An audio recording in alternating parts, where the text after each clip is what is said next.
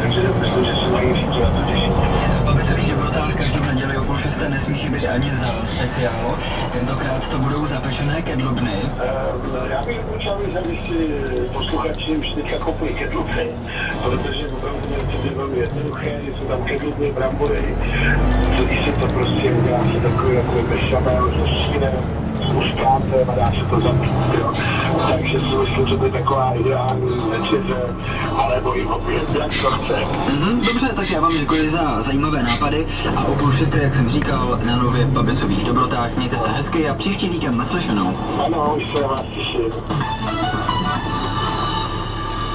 Rádio Impuls, hrajeme vám rádi česky. Ilona Čáková.